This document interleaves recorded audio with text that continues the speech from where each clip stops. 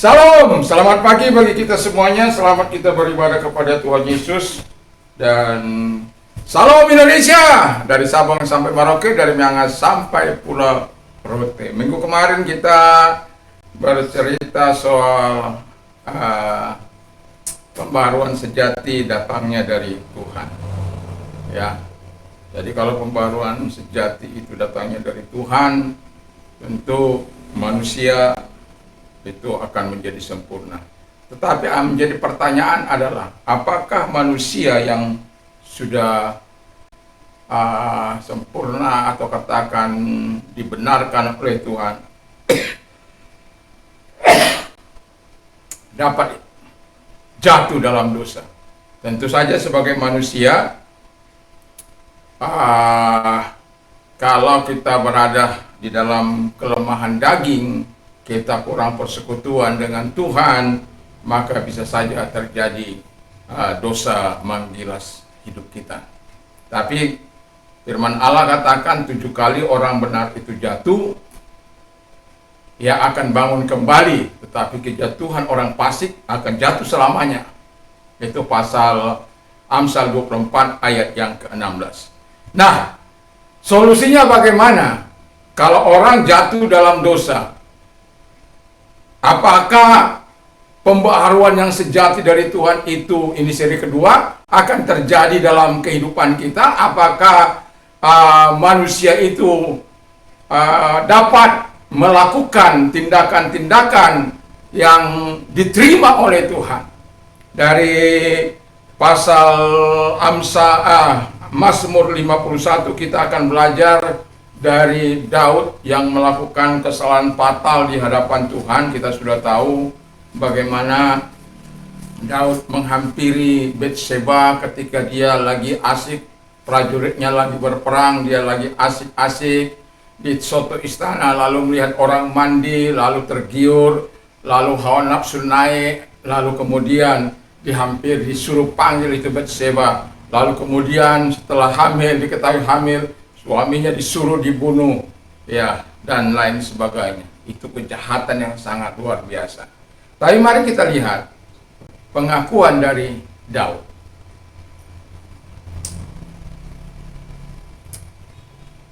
Mazmur 51 ayat 1 sampai dengan ayat 21. Tapi saya tidak akan bacakan semuanya. Saya hanya bacakan sampai ayat 15. Untuk pemimpin biduan, Mazmur Daud dari Daud. Ketika Nabi Nathan datang kepada setelah ia menghampiri Batseba, "Kasihanlah aku ya Allah menurut kasih setiamu, hapuskanlah pelanggaranku menurut rahmatmu yang besar. Bersihkanlah aku seluruhnya dari kesalahanku, dan tahirkanlah aku dari dosaku. Sebab aku sendiri sadar akan pelanggaranku, aku senantiasa bergumul dengan dosaku. Terhadap engkau sajalah aku telah berdosa dan melakukan apa yang kuanggap jahat. Supaya ternyata engkau adil dalam putusanmu, bersih dalam penghukumanmu. Sesungguhnya dalam kesalahan aku diperanakkan, dalam dosa aku dikandung ibuku. Sesungguhnya engkau berkenan akan kebenaran dalam batin. Dengan diam-diam engkau akan beritahukan hikmat kepadaku. Bersihkanlah aku daripada dosaku dengan hisop, maka aku menjadi tahir. Basuhlah aku menjadi lebih putih dari salju. Biarlah aku mendengar kegirangan dan sukacita. Biarlah tulang yang kau remukkan bersorak-sorai kembali. Sembunyikanlah wajahmu terhadap dosaku. Hapuskanlah segala kesalahanku. Jadikanlah hatiku tahir ya Allah, dan perbaruilah batinku dengan roh yang teguh. Janganlah membuang aku dari hadapanmu, dan janganlah mengambil rohmu yang kudus daripadaku. Bangkitkanlah kembali padaku kegirangan karena selamat yang daripadamu, dan lengkapilah aku dengan roh yang rela. Maka aku akan mengajarkan jalanmu kepada orang-orang yang melakukan pelanggaran, supaya orang-orang berdosa berbalik kepadamu. Nah, ternyata sekalipun pembaharuan sudah datang dalam kehidupan seseorang, kehidupan seseorang itu bisa jatuh dalam dosa, tetapi bukan hidup dalam dosa. Beda antara jatuh dalam dosa seperti tadi yang saya katakan di awal, bahwa Daud yang seharusnya berperang, dia tidak ikut berperang. Dia berada santai-santai di suatu istana, lalu melihat orang mandi. Tergiur, lalu melakukan apa yang jahat di mata Tuhan. Berselingkuh dengan istri orang. Zaman sekarang ini banyak orang yang berselingkuh. Bertobat kalau ada orang-orang yang berselingkuh. Oh, ada teman saya bilang begini, mana ada buaya menolak bangkai, mana ada kucing menolak ikan. Saya bilang pada waktu itu harus ditarik perkataan itu supaya jangan menjadi moto seorang hamba Tuhan. Itu moto dunia, tetapi bagi kita tidak boleh. Bagi dunia itu mungkin menjadi filsafat yang menyenangkan, falsafah yang menyenangkan, tapi bagi kita itu sesuatu kekejian bagi Tuhan. Dan pada akhirnya apa yang terjadi? Dia jatuh terjerembab dalam dosa, hal yang tidak menyenangkan. Tetapi kita lihat bagaimana David atau Daud dalam mengambil sikap. Yang pertama, kalau kita baca dari ayat 1 sampai ayat yang ke-7, saya dapat simpulkan bagaimana confession of sin, pengakuan dosa. Jadi kalau kita mau terus mengalami pembaharuan dosa yang setelah dibaharui oleh Tuhan, kita jatuh dalam dosa, kita harus mengakui dosa kita. Kenapa? Saya buka dulu dalam Mazmur juga, masih tentang pengakuan Daud. Mazmur 32 ayat 1 sampai 5. Dari Daud nyanyian pengajaran, berbahagialah orang yang diampuni pelanggarannya, yang dosanya ditutupi. Berbahagialah manusia yang kesalahannya tidak diperhitungkan Tuhan, dan yang tidak berjiwa penipu. Selama aku berdiam diri, tulang-tulangku menjadi lesu, karena aku mengeluh sepanjang hari. Sebab siang malam tanganmu menekan aku dengan berat, sumsumku menjadi kering, seperti oleh terik musim panas. Dosaku kuberitahukan kepadamu, dan kesalahanku tidak kusembunyikan. Aku berkata, aku akan mengaku kepada Tuhan pelanggaran-pelanggaranku, dan Engkau mengampuni kesalahan karena dosa-dosaku. Haleluya. Jadi selama dia tidak mengakui dosa-dosanya itu, kan ada berapa waktu dia tidak mengakui. Masih berencana menghampiri istri Betseba, lalu merencanakan Uria datang supaya menghampiri istrinya. Tapi Uria adalah orang yang setia. Sudah tahu setia, masih lagi disuruh dalam pertempuran paling depan, sehingga dia meninggal dunia. Walaupun mengorbankan banyak orang dalam pertempuran, tidak peduli, yang penting Uria mati. Akhirnya dia mengambil lagi. Dan Tuhan berikan tulah, ya, anak itu meninggal dunia. Tapi yang mau saya katakan di sini adalah, Alkitab mengatakan kalau orang yang sudah diperbaharui oleh Tuhan, atau pembaharuan yang sudah dikerjakan oleh Tuhan dalam hidupnya, lalu kembali hidup dalam dosa, itu berbahaya. Bukan karena jatuh dalam dosa, hidup dalam dosa. Jatuh saja dalam dosa, itu penekanan Tuhan sudah sangat luar biasa. Apalagi hidup dalam dosa. Jatuh saja. Berbeda jatuh dalam dosa, berbeda hidup dalam dosa. Kalau jatuh dalam dosa, orang diingatkan, dia akan bertobat. Dia sadar, dia mengakui. Dan Alkitab mengatakan, selama tidak ada pengakuan di hadapan Tuhan, wow, hatinya gersang, semangatnya hilang, rasa bersalah, rasa tertuduh, dan dosa menghantui hidupnya. Tidur tidak nyenyak, makan tidak enak, walaupun namanya sebagai seorang raja, ya. Karena Alkitab katakan tadi yang dalam Mazmur 32 itu bagaimana siang malam, bayangkan. Siang malam ditekan oleh Tuhan, dihimpit oleh Tuhan. Aduh. Makanya dia bilang, berbahagialah orang yang diampuni segala dosa dan kesalahannya. Jadi kalau terus mau pembaruan sejati dari Tuhan itu, kalau kita jatuh dalam dosa, jangan tinggal di situ, keluar. Kan sudah dikatakan 7 kali orang benar jatuh, tapi ia akan bangun kembali. Tapi orang pasti kalau jatuh, jatuh untuk selamanya.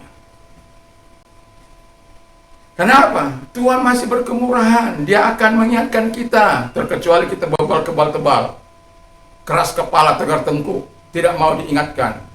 Seperti Yerobeam. Ya, diingatkan untuk dosa-dosanya, lalu dia memarahi nabi tersebut. Lalu tangannya tidak apa, dia mau merintahkan sesuatu. Abdi Allah dari Yehuda itu. Dan kemudian apa yang dikatakan terjadi? Mesbah pecah-pecah. Yerobeam nggak senang. Padahal kalau saya itu Yerobeam, akan melakukan tindakan yang berbeda. Karena apa? Bayangkan satu kerajaan ketika dipecah, 10 suku untuk dia, 2 suku untuk Rehabeam. Dan Alkitab sudah katakan, ketika engkau sungguh-sungguh mendengarkan suara Tuhan Allahmu, aku akan membuat engkau kokoh. Tapi dasar manusia bebal tebal, keras kepala, tegar tengkuk. Dia bukan melakukan apa yang baik, tapi justru melakukan pelanggaran yang menyakitkan hati Tuhan. Ya, begitulah manusia. Tetapi saya tidak sedang ke situ. Tapi saya mau katakan kepada kita bahwa Tuhan itu adalah Tuhan yang mengampuni dosa. Dalam 1 Yohanes 1 ayat 9, jika engkau mengakui segala dosa dan pelanggaranmu, Tuhan setia mengampuni engkau. Jadi Tuhan itu setia mengampuni, menguduskan engkau dari segala kejahatan dan dosa-dosamu. Bahkan dari hal yang tidak menyenangkan kehidupanmu tersebut. Dan itulah sebabnya kalau Anda jatuh dalam dosa, jangan tinggal di situ. Ya, bisa saja jatuh dalam dosa, tapi jangan tinggal di situ. Tetapi yang mau saya katakan, jangan terus-terusan jatuh.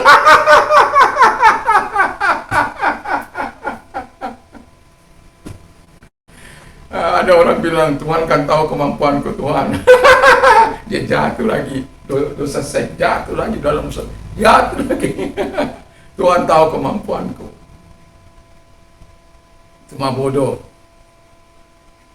Tuhan tahu kemampuanmu. Tapi Tuhan, apakah engkau tidak mengenal kemampuan Tuhanmu yang maha hebat, maha dasar, yang mampu mengangkat engkau, yang mampu menolong engkau? Kenapa kau lupakan kemampuan Tuhan?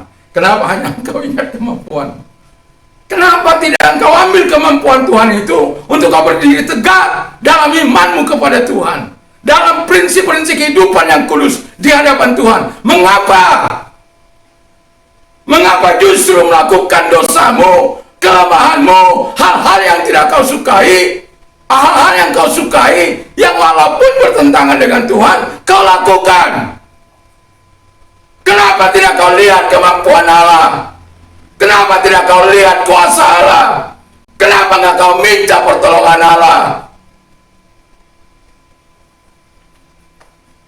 Ataukah karena nikmatnya dosa itu kau anggap, lalu kau menutupi dengan engkau katakan, Tuhan tahu kemampuanku? Yesus akan nangis itu. Kamu tahu kemampuanmu, tapi kamu gak datang kepadaku, gak meminta pertolonganku, gak meminta kuasaku mengalir dalam hidupmu, gak meminta seperti Anda baca tadi dalam Mazmur tadi, bagaimana Daud memohon belas kasihan Allah untuk dia diampuni dari dosa-dosanya, untuk dia dibersihkan, untuk dia terus mendapatkan belas kasihan Allah. Dan apakah dia dapat? Dia dapat.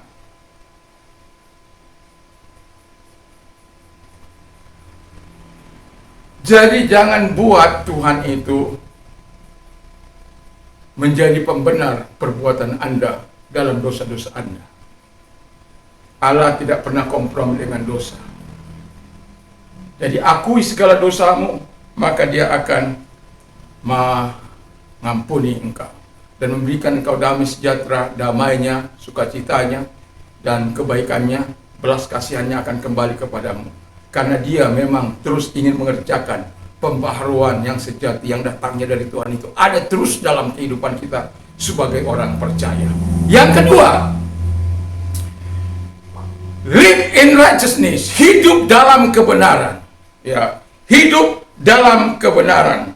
Karena dalam 17:17 dikatakan dalam Yohanes 17 ayat 17, kuduskanlah mereka. Kan dengan kuduskanlah mereka dalam kebenaran. Firman-Mu adalah kebenaran. Jadi orang yang hidup dalam kebenaran akan mencintai firman Allah, akan mencintai Tuhan sebagaimana firman Allah katakan, kalau engkau hidup dalam kebenaran, aku akan melakukan hal yang baik. Dan Tuhan juga katakan, seek first His kingdom and His righteousness, and all these things shall be added unto you. Tapi carilah dahulu kerajaan Allah dan kebenarannya, maka semuanya akan ditambahkan kepadamu. Dan dia juga berkata, I'm the way and the truth and the life. No one come unto my Father except by me. Akulah jalan dan kebenaran dan hidup. Tiada seorang sampai kepada Allah kalau tidak melalui aku. Jadi kebenaran yang hakiki, kebenaran sejati itu hanya ada pada Yesus. Dia kebenaran, dia hidup, dia jalan itu. Jalan menuju keselamatan, jalan menuju ke surga. Itu sebabnya orang yang ada di hadapan Allah akan mengalami masa-masa yang sangat sulit, akan mengalami tuduhan-tuduhan dari kuasa kegelapan. Terkecuali hatinya sudah kebal tebal. Dia tidak merasa apa-apa lagi. Ya, tapi kalau dia benar-benar berasal dari Tuhan, ketika dia hidup bersama dengan Tuhan, lalu kemudian dia coba atau dia jatuh, Tuhan pasti ingatkan dia, atau rohnya akan datang kepada mengingatkan kita supaya kembali kepada return to me, I will return to you, kan gitu. Kembalilah kepadaku, return to me, kembalilah kepadaku, I will return to you, dan aku kembali kepada. Sebab Tuhan tidak suka kita menjauh dari Tuhan. Tuhan tidak suka kita melakukan apa yang menyesatkan hati Allah, pelanggaran terhadap hukum Tuhan. Nah, itu sebabnya dikatakan dalam batin, di mana kebenaran itu nanti hikmat Allah akan diberikan kepada kita untuk kita terus berjalan dalam kehendak Bapa di surga. Daud memang melakukan apa yang jahat di mata Tuhan, tetapi orangnya teachable, mudah diajar, mudah diarahkan. Berapa kali dia jatuh dalam dosa, tetapi yang mau saya katakan, dia adalah Allah, mengakui dia adalah orang yang sesuai dengan hati Tuhan di zamannya. Dalam Kisah Rasul 13 ayat 22. Jadi kadangkala jatuh dalam dosa, tetapi dia ada orang yang teachable, yang dapat diajar, diarahkan, lalu kemudian dia bertobat, seperti ayat 32 dan 51 Mazmur tersebut. Dia merasakan kembali pemulihan dari Tuhan.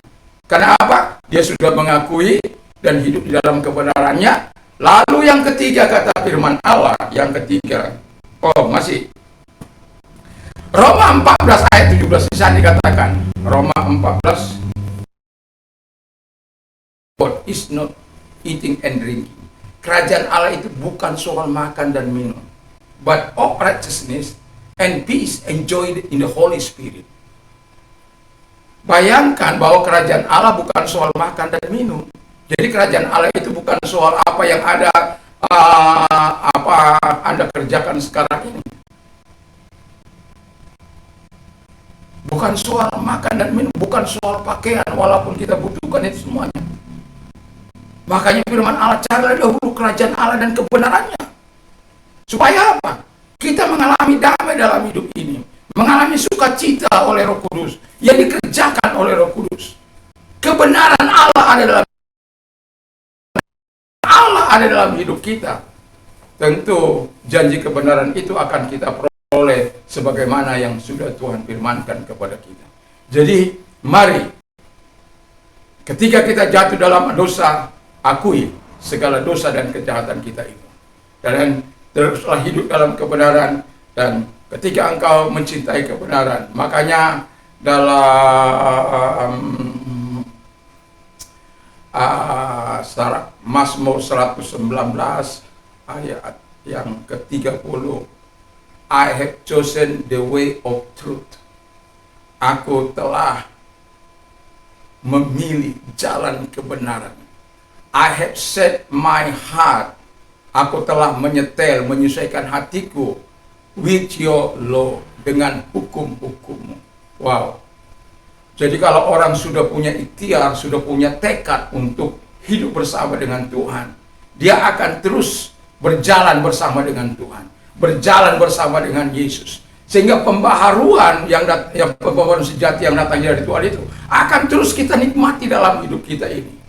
Itu sebabnya Tuhan tidak akan berhenti sampai kita bertemu muka dengan muka, atau Tuhan jemput kita dengan caranya dari bumi ini, atau Tuhan izinkan kita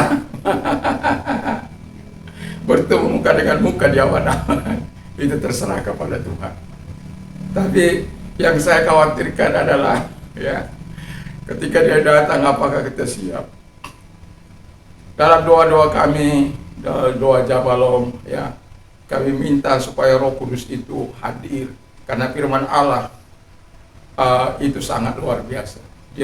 Kita mohon kepada Tuhan supaya Tuhan memberikan hati yang baru, lalu roh yang baru, lalu Tuhan memberikan Roh Kudusnya dalam hidup kita, di mana Roh Kudus itu akan membawa kita kepada kebenaran, atau juga menginsapkan kita akan dosa, akan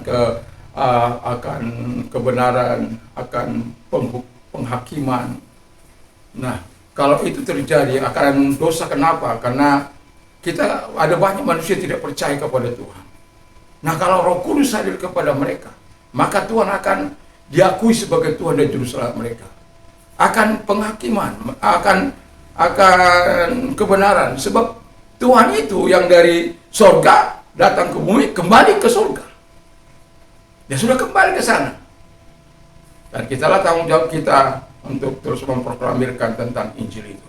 Lalu kemudian tentang penghakiman, karena kita tahu perjuangan kita bukan melawan darah dan daging, tetapi melawan pemerintah-pemerintah, penguasa-penguasa, penghulu-penghulu dunia yang gelap dan roh-roh jahat yang gelap. Menanamkan roh ketidakbenaran, menanamkan roh hal-hal dari setan itu, ditanamkan dalam kehidupan orang-orang yang dapat dikuasainya, orang-orang yang dapat dilulunya, orang-orang yang dapat diterkamnya. Kesombongan, iri, benci, dengki, sakit hati, wow, berbentuk macam perbuatan-perbuatan daging. Dan itu bukan berasal dari Allah, itu berasal dari setan. Nah, itulah sebabnya kita berdoa, kita akan katakan pertempuran, bukan pertempuran sehari dua hari, yang pertempuran yang terus menerus sampai Tuhan Yesus datang, atau sampai kita finish dalam dunia. Ya, kalau sudah finish kan kita nggak bisa perang, nanti yang lain melanjutkan perangnya.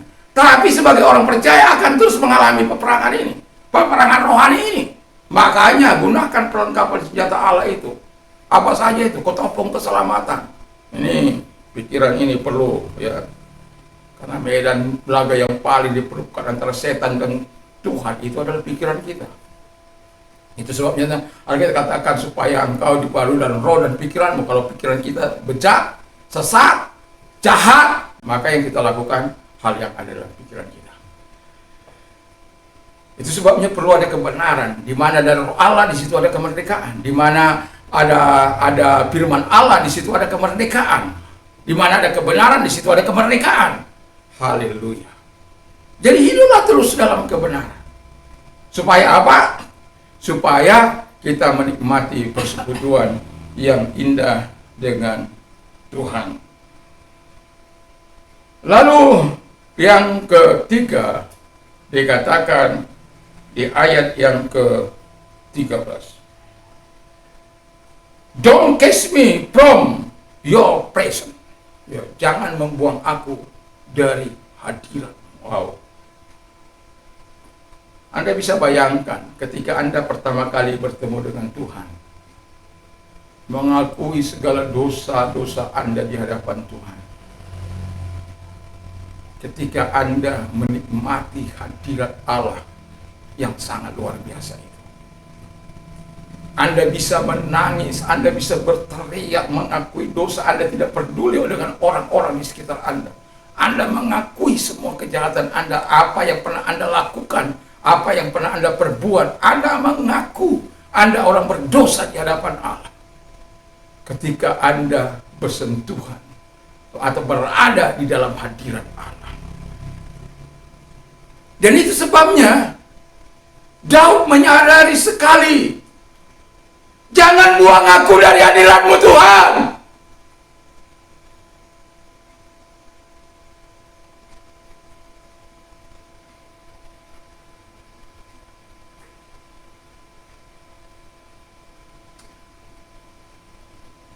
Coba Ibrani, titik baca dulu Ibrani 9 ayat 24.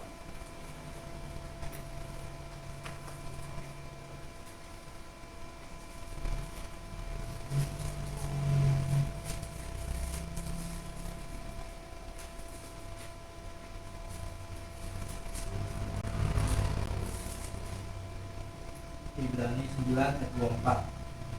Sebab Kristus bukan masuk ke dalam tempat kudus buatan tangan manusia yang hanya merupakan gambaran saja dari yang sebenarnya, tetapi ke dalam surga sendiri untuk menghadap hadirat Allah guna kepentingan kita.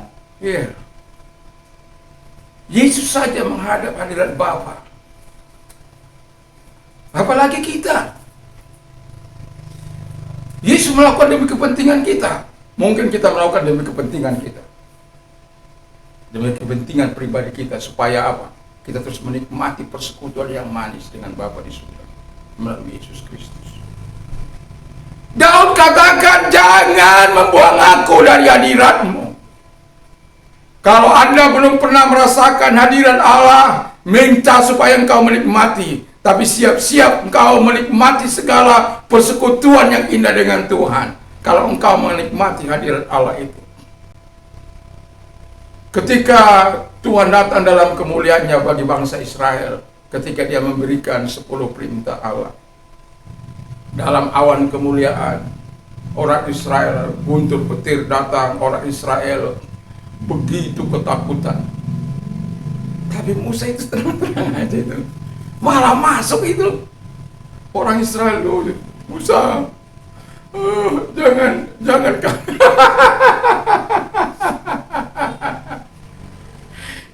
kami yang menghampiri Tuhan, kami akan mati. Mereka sadar akan dosa-dosa mereka, akan kejahatan mereka. Makanya Musa katakan begini, Tuhan itu datang supaya kau terhindar dari berbuat dosa. Roh takut akan Tuhan ada padamu. Jadi gak usah takut. Jadi kalau orang memiliki roh takut akan Tuhan dalam hidupnya, ketika hadirat Allah, roh takut akan Tuhan ditanamkan setelah kita mengadakan pengakuan-pengakuan, dan hati kita itu lega, damai, sukacita yang tidak akan Anda bayar dengan uang sebanyak apapun.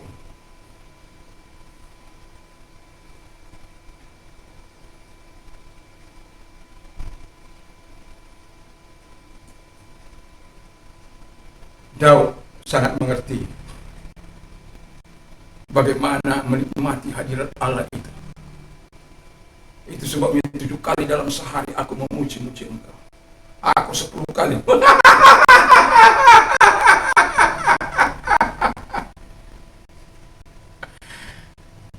Ya. Belajar untuk terus berada dalam hadirat Allah. Mau istirahat, datang dulu sama Tuhan. Bangun tidur, datang. Ada waktu senggang, datang kepada Tuhan. Atau kalau nggak ada waktu senggang, berteriak kepada Tuhan di mana engkau ada, di mana engkau dulu, atau di mana engkau sedang berjalan. Saya kalau lagi jalan, ya, jalan sepanjang 6 km sampai hampir 7 km sampai ke rumah saya ini, dari Lingkar Selatan Maka sering sekali kata-kataan Tuhan, lihatlah orang-orang yang ada ini supaya dipenuhi dengan kuasa-Mu, dipenuhi oleh Roh-Mu Tuhan. Dan saya bisa bayangkan, bisa saksikan bagaimana orang-orang berlomba-lomba untuk menolong saya. Dipikir saya motor saya itu macet. Sampai ada yang beberapa orang mau memberikan uang mereka, uang untuk membeli bensin. Enggak. Enggak. Makanya kalau saya berjalan dari 2 km atau 3 km, saya biasakan itu sudah taruh minyak di depan motor saya supaya jangan itu masih ada orang. Kenapa Pak? Macet ya, enggak ya. Dan saya merasakan kebaikan-kebaikan Tuhan itu. Artinya apa?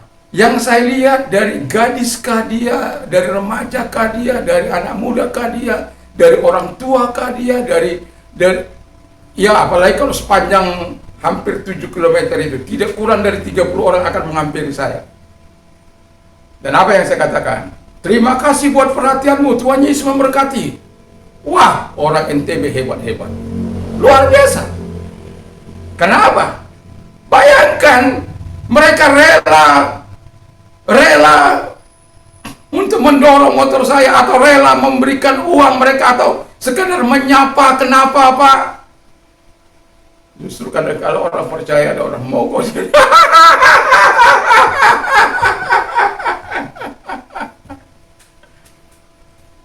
Tapi saya berdoa supaya dimanapun saya kalau lagi mendorong motor, ya saya hanya doakan, Tuhan penuhi orang-orang yang saya lewati dengan Roh Kudus, penuhi dengan orang-orang yang dikasihi Tuhan. Supaya apa?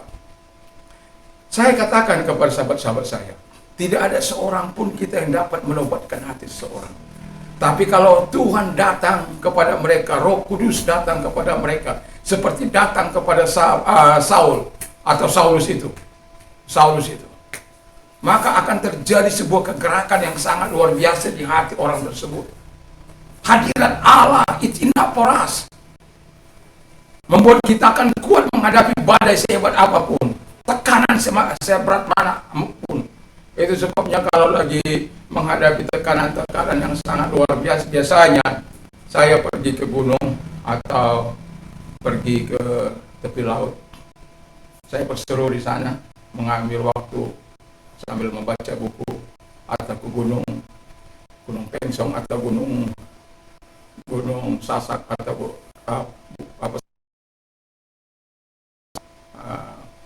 mau ke Penangga, terus enggak sana itu loh, yang monyet-monyet itu, Pusuk. Jadi saya karena di situ juga telah ditata begitu rupa, jadi kalau kita mau naik sendiri sudah rapi begitu. Atau Gunung Sasak juga sudah dirapikan begitu luar biasa. Jadi ketika kita melihat dari gunung, lembah-lembah yang begitu luar biasa, menatap jauh ke depan, wow, luar biasa. Bahwa Tuhan itu jauh lebih besar daripada perkara-perkara yang sana. Dan ketika menikmati hadirat Allah di tempat kesunyian itu, atau di tepi pantai, wah betapa luasnya, kalau kita kata, betapa luasnya lautan ini Tuhan. Maha kuasa Engkau, masa persoalanku sekecil ini aja, aku mau stres, enggak lah. Ya. Tapi harus ada persekutuan kita dengan Tuhan. Lalu yang ketiga, yang keempat adalah don't take your spirit from me. Jangan mengambil rohmu daripadaku. Ini penting. Kalau Tuhan katakan, aku memberikan roh. Titik, baca dulu. Yehezkiel 36 supaya jelas.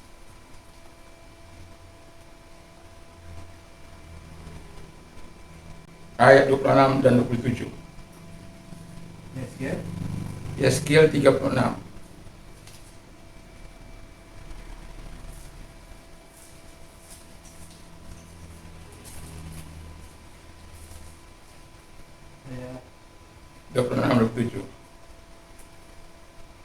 Yehezkiel 36 ayat 26 ke 27. Kamu akan kuberikan hati yang baru dan roh yang baru di dalam batinmu, Dan aku akan menjauhkan dari tubuhmu hati yang keras dan kuberikan kepadamu hati yang taat. Rohku akan kuberikan diam dalam batinmu, dan aku akan membuat kamu hidup menurut segala ketetapanku, dan tetap berpegang pada peraturan-peraturanku dan melakukannya. Ya, puji nama Tuhan. Dasar inilah yang sering saya katakan, yang mau saya katakan, bahwa kalau Roh Kudus hadir dalam hidup seseorang, karena firman Allah, tidak tahukah bahwa engkau bait Roh Kudus, ya, ini tubuh kita ini bait Roh Kudus. Tapi kadangkala orang tidak menyadari bahwa itu adalah bait Roh Kudus, sehingga menajiskan tubuhnya dengan perbuatan-perbuatan yang tidak menyenangkan. Padahal Tuhan mengingatkan kita supaya kita bahwa kita bait Roh Kudus ini telah dibeli dengan harga yang mahal, dengan darah Yesus itu sendiri, dalam 1 Korintus 6 ayat 19 dan 20. Jadi begitu luar biasanya. Jadi kalau Roh Kudus diberikan kepada kita, makanya Roh Kudus diberikan kepada kita, kita dibuatnya untuk melakukan, mengikuti apa yang diperintahkan oleh Tuhan. Kita mencintai firman-Nya, kita melakukan apa yang dikehendaki, menjauhi larangan-larangan Tuhan. Itu sebabnya ada Yesus pernah berkata bahwa rohkulah yang memberikan hidup. Anda sudah melihat pengakuannya bagaimana dia mengalami tekanan, tulang-tulangnya terasa remuk redam, semangatnya hilang, dan mungkin motivasinya juga sudah nggak tahu kemana ya dalam hidupnya. Itu sebabnya dikatakan don't take your spirit. Jadi satu, don't waste me atau don't cast me from your presence, dan yang kedua, jangan buang aku dari hadiratmu, don't take your spirit from me. Jangan mengambil rohmu daripada aku. Kalau engkau mengambil seperti yang dialaminya, wow, semangat dari Tuhan akan hilang dalam hidupnya. Semangat untuk mengabdikan diri kepada Tuhan akan lenyap. Semangat hal-hal yang tidak baik akan hilang. Ya, itu sebabnya pentingnya dia menyadari pentingnya Roh Kudus ada dalam hidupnya, supaya pembaharuan sejati dari Tuhan itu terus menerus akan dialami. Dan kalau kita jatuh dalam dosa, jangan tinggal dalam dosa itu. Jangan hidup dalam dosa itu. Tapi bergerak, bangun. Supaya apa? Kita tidak menyakiti hati Tuhan lebih lagi. Tuhan tahu segala kemampuan kita. Tapi jangan katakan Tuhan tahu kemampuan saya, tapi kita tidak mau tahu kemampuan Tuhan. Yang dapat menolong kita, yang dapat memberkati kita, yang dapat membebaskan kita dari segala belenggu dosa. Tidak peduli bagaimanapun engkau jahatnya. Bayangkan Saulus dengan segala otoritas membunuh tanpa ditangkap, menyakiti tanpa ditangkap. Wah, semakin hebat, semakin pongah orang ini, semakin bergairah, semakin semangat. Kenapa? Ada mandat. Yang menyakiti sekte Tuhan tidak ada masalah. Ya, kadang-kala kita lihat orang-orang menyakiti sesama, tidak merasa bersalah itu. Makanya kenapa mereka melakukan itu? Karena mereka tidak mengenal Bapa maupun Anak. Kalau mereka mengenal Anak maupun Yesus itu, mereka tidak akan lakukan itu. Benar itu. Ya, kalau orang-orang yang cinta Tuhan, rohnya ditanamkan dalam hati kita, saya yakin dan percaya, jangankan berpikir tentang yang jahat, apalagi melakukan. Jangankan berpikir tentang yang jahat tentang seseorang, apalagi melakukan yang jahat terhadap seseorang. Wah, saya nggak tahu bagaimana gebrakan hati Roh Kudus itu dalam hati kita. Gobrakan dari, wah, nggak tahu sudah. Ya, hey Simon, hey, apa yang kau lakukan? Hey.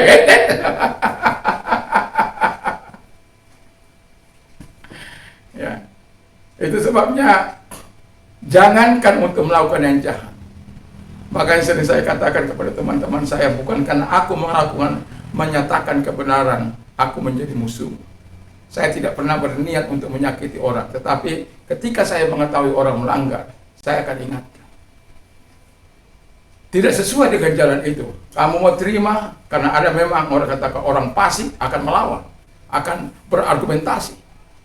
Tapi firman apa yang sudah teratas, sudah ya sudah.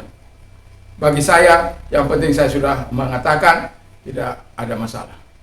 Karena apa? Saya tidak ingin Roh Kudus itu menjadi tersakiti oleh karena perilaku saya yang tidak menyenangkan hati Tuhan. Lalu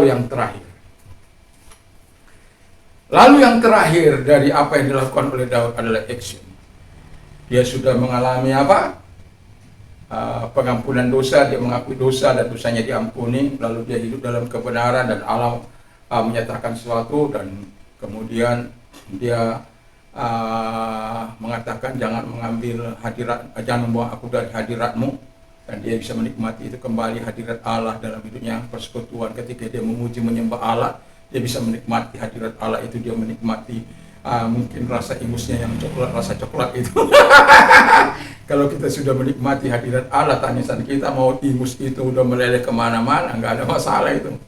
Kita rasanya ingin terus ada di situ supaya jangan putus ya, supaya kita nggak ada masalah. Ingus rasa coklat itu nggak ada masalah. Dan ketika roh, Alkitab katakan, aku rohku yang memberikan hidup. Wah, semangat kita bisa berapi-api, bisa tetap setia kepada Tuhan. Itu karena Tuhan. Itu sebabnya Tuhan katakan dalam Ulangan 4 ayat 6, apapun yang diajarkan oleh Tuhan kepada kita, lakukan dengan setia. Nah, seperti apa yang terakhir yang dikatakan, setelah dia menikmati semua apa yang dikatakan, dia action. Dia melakukan tindakan dan menceritakan apa yang sudah dilakukannya dan apa yang sudah dilakukan Allah dalam hidupnya. Dia ceritakan, dia tidak malu menceritakan akan dosa-dosanya, supaya orang berbalik kepada Tuhan.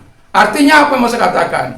Dia action, dia melakukan tindakan-tindakan untuk memuliakan Allah. Sekalipun dia pernah mengaibkan nama Tuhan, tapi dengan pengakuannya, dengan pengampunan Tuhan, dengan kebenaran yang Tuhan benar kembali, yang dimana Tuhan memulihkannya, karena dia sadar pembaharuan sejati itu hanya datang dari Tuhan, tidak dari kekuatan manusia, tidak dari kekuatan siapa-siapa, hanya karena kekuatan Tuhan. Dan itulah sebabnya mari kita sebagai orang yang percaya, ketika kita menikmati segala kebaikan Tuhan, jangan lupa mempersaksikan hidup Anda apa yang sudah Tuhan lakukan dalam hidup Anda. Saya pikir kita tidak akan mengalami masalah ketika kita menghadapkan apa yang sudah Tuhan lakukan dalam kehidupan kita kepada orang-orang saudara-saudara kita yang lain. Tidak ada masalah ketika kita menceritakan apa yang sudah Tuhan lakukan dalam kehidupan kita sebagai orang yang percaya. Saya yakin dan percaya orang tidak akan merasa tersakiti juga. Karena apa? Kita hanya menyaksikan bagaimana Yesus mengubah hidup kita, bagaimana Yesus menolong kita, bagaimana Yesus memberkati kita, bagaimana Yesus melakukan hal-hal yang baik bagi kita, bagaimana Yesus menolong kita keluar dari segala kesulitan-kesulitan kita. Jadi teruslah berharap pada Tuhan, dan teruslah hidup dalam iman kepada Tuhan, dan biarkan terus pembaharuan dari Allah, yang pembaharuan sejati yang dari Allah itu terus kita nikmati dalam hidup kita. Dan minggu ke depan saya masih membawakan soal ini, bagaimana Tuhan mengerjakan sesuatu yang luar biasa. Tulang-tulang kering, kata firman Allah, tulang-tulang kering yang ketika diperhadapkan kepada Yehezkiel, dapatkah tulang-tulang kering ini hidup kembali? Dia hanya berkata, Tuhanlah yang tahu. Tapi saya mau katakan kepada saudara, Yehezkiel sadar bahwa nggak mungkin tulang-tulang akan menjawab, nggak mungkin tulang-tulang kering akan bisa merespon apa yang dikatakannya. Tapi karena dia taat kepada Tuhan, apa yang terjadi? Mari ikuti minggu depan. Tuhan Yesus memberkati kita semuanya. Mari kita tunduk kepala dan kita berdoa. Kami bersyukur, berterima kasih kepada Tuhan, dan biarkanlah Tuhan senantiasa memberkati firman-Mu, karena kami mau terus mengalami pembaharuan sejati dari Tuhan itu. Dan kalau kami dalam pembaharuan sejati ini, Tuhan, ada melakukan seperti yang dilakukan oleh Daud Bapa di surga, sudah bagaimana Daud mengakui segala dosa dan kembali hidup dalam kebenaran, mengatakan apa yang seharusnya tidak Tuhan lakukan, yaitu membuang dia dari hadirat-Mu, mengambil roh-Mu dari dia, dan kemudian dia take action, mengambil tindakan untuk melakukan pengajaran. Dan Bapa di surga, dan apa yang sudah dialami oleh pembebasan yang seutuhnya yang Tuhan lakukan kepada Daud, itulah yang dia ceritakan, mengajarkan kembali perbuatan-perbuatan Tuhan yang sudah Tuhan lakukan dalam hidupnya. Terima kasih Bapa di surga. Di luar sana Tuhan, kami yakin masih banyak orang-orang yang memerlukan keselamatan, pertolongan Tuhan, kebaikan kebaikan Tuhan, kasih sayang Tuhan, dan kami doakan supaya Tuhan ada orang-orang yang tepat, ada kasih karunia-Mu, datanglah kepadamu Tuhan. Kalau Engkau mampu dalam Mazmur Yeskel 37 itu mengubah sebuah bangsa yaitu Israel, dan Engkau memberikan roh khusus kepada mereka, roh kudus-Mu dalam hidup mereka, dan mereka sekalipun mereka tidak mengakui segala dosa dan kejahatan mereka, tapi Engkau datang kepada mereka, membaharui mereka, memberikan hati mereka hati yang baru, ya, roh yang baru, dan Engkau tanamkan, Engkau berikan roh-Mu dalam kehidupan mereka sehingga menjadi sebuah kehidupan yang baru dalam Engkau, ciptaan baru dalam Engkau. Dan kemudian bukan hanya itu, Engkau pulihkan ekonomi mereka, usaha mereka, pekerjaan mereka, hasil pertanian mereka. Wow, luar biasa Engkau Tuhan. Dan itulah sebabnya Tuhan, biarkan kami terus hidup dalam pembenaran yang dari Tuhan. Biarkan kami hidup dalam pembaharuan sejati yang dilakukan oleh Roh Kudus terus oleh Tuhan dalam kehidupan kami, oleh Yesus, oleh firman-Mu dalam kehidupan kami. Terima kasih, berkati firman-Mu. Anda yang sakit, saya mau berdoa bagi Anda, apapun sakit Anda, Tuhan punya kekuatan untuk menyembuhkan Anda. Allah tidak mengenal jarak, ruang maupun waktu. Ketika Anda percaya dan ketika Anda menerima apa yang saya katakan, maka Tuhan akan mampu menyembuhkan Anda.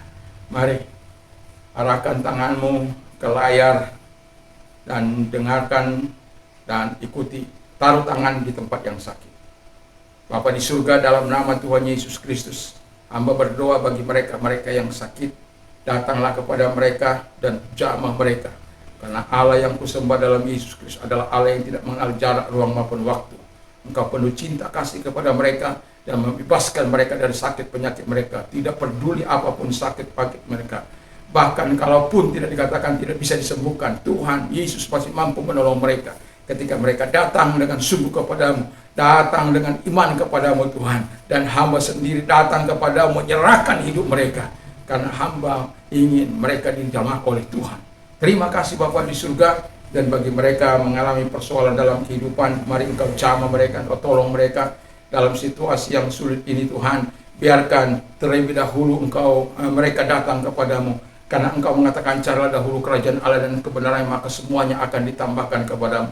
Ketika kebenaran ada dalam hidup kami, kerajaan Allah ada dalam hidup kami. Kerajaan Allah itu bukan soal makan dan minum, tapi soal kebenaran, soal damai sejahtera, soal sukacita, di mana Tuhan yang memberikannya bagi kami. Terima kasih Bapa di surga. Tuhan tolong sehingga setiap kami yang mengalami persoalan datang kepada Tuhan, karena Tuhan sudah mengundang. Marilah kepada aku, hai kami yang ditulis sudah, aku akan memberikan kelegaan padamu. Dan Paulus katakan, Allah aku akan mencukupi segala kebutuhan menurut kekayaan dan kemuliaan dalam Kristus. Jadi Allah yang mencukupkan, Allah yang menolong. Terima kasih. Kalau engkau orangnya, angkat tanganmu. Tuhan lihat tangan-tangan yang terangkat kepadamu, dan Tuhan tolong mereka, berkati mereka, selesaikan masalah mereka, rumah tangga mereka, utang piutang mereka, masalah kehidupan mereka ditipu mungkin Bapa di surga. Tuhan tolong supaya mereka mendapat pertolongan dari Tuhan, jawab sesuai dengan kebutuhan mereka Bapa di surga. Sebab Allah yang menjadi alat bagi kami untuk menolong mereka. Terima kasih Bapa di surga, Engkau Bapa yang baik, Engkau Bapa yang maha kuasa. Terima kasih, bagimu tidak ada bara yang mustahil. Bagi engkau yang mau menerima Yesus sebagai Tuhan dan Juru Selamat, mari angkat tanganmu. Ikuti doa saya. Tuhan Yesus, saya sadar saya orang berdosa. Saya mengakui segala dosa dan kejahatanku di hadapan-Mu Tuhan. Mari Engkau berikan pengampunan dan basuh hamba-Mu dengan kuasa darah-Mu yang kudus, sehingga damai sukacita daripada Tuhan mengalir dalam hidup hamba-Mu ini. Terima kasih, hamba sudah mengakui Engkau sebagai Tuhan dan Juru Selamat, dan Engkau mengakui aku sebagai anak. Terima kasih Bapa di surga. Di dalam nama Tuhan Yesus Kristus, hidup yang baru dalam Kristus ada dalamku. Di dalam nama Yesus kami bersyukur dan berdoa. Haleluya. Amin. Dan bagi Anda yang mau mengalami terobosan iman, mari taruh tanganmu di dada. Saya mau berdoa bagi Anda. Bapak di surga, lihat tangan-tangan yang ditaruh di dada, yang mungkin selama ini mereka mengalami kesulitan dalam menghadapi iman mereka atau pergumulan hidup mereka. Mereka jatuh bangun dalam dosa-dosa mereka. Dan Tuhan, Engkau melihat mereka, dan kerinduan hati mereka sama seperti Engkau datang kepada Bapa di surga Saulus datang juga kepada mereka, bertemu dengan mereka, dan Engkau Allah yang melawati mereka, meneguhkan mereka, menguatkan mereka. Roh-Mu ada dalam hidup mereka, curahkan Roh-Mu dalam hidup mereka sehingga mereka insaf sadar dan kembali kepada Tuhan dan hidup dalam kekuatan yang daripada Allah. Terima kasih. Dan bagi orang-orang muda seharusnya kami berdoa, Tuhan Bapa di surga, orang-orang yang akan terlibat dalam dunia politik, kami juga doakan supaya mereka memiliki pikiran Sadrak, Mesa, Abednego ataupun Daniel, atau apabila mereka diberikan kesempatan mereka melakukan yang terbaik, atau mereka-mereka yang dalam bisnis seperti Ayub atau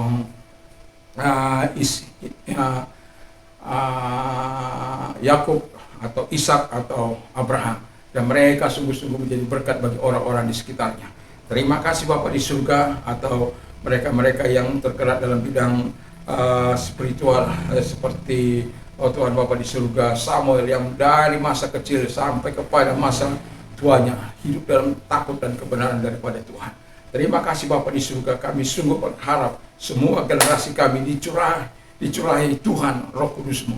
Kau mencurahkan Roh Kudus-Mu bagi setiap kami, sehingga roh pertobatan, roh keselamatan ada dalam setiap hidup kami orang percaya. Bukan hanya kami Bapa di surga, karena Engkau juga berkata, aku akan membawa mereka yang di kandang yang lain. Terima kasih, curahkan Roh Kudus-Mu kepada mereka, sehingga terjadi hujan keselamatan, hujan pertobatan. Nama-Mu dipuji dan dipujian. Kalau Tuhan yang bergerak, tidak ada satupun yang dapat menghalangi Tuhan Bapa di surga. Kalau Tuhan yang melakukan, tidak ada satu kekuatan manusia yang dapat menghambat. Terima kasih Bapa di surga. Kami bersyukur, kami berterima kasih dalam nama Yesus. Kami berdoa. Sekarang pulanglah dengan membawa damai sejahtera daripada Tuhan Yesus Kristus, kecintaan Bapa dalam surga, persekutuan kuat kuasa Roh Kudus menyertai mulai saat ini sampai Maranatha. Tuhan Yesus berkati. Haleluya. Amin.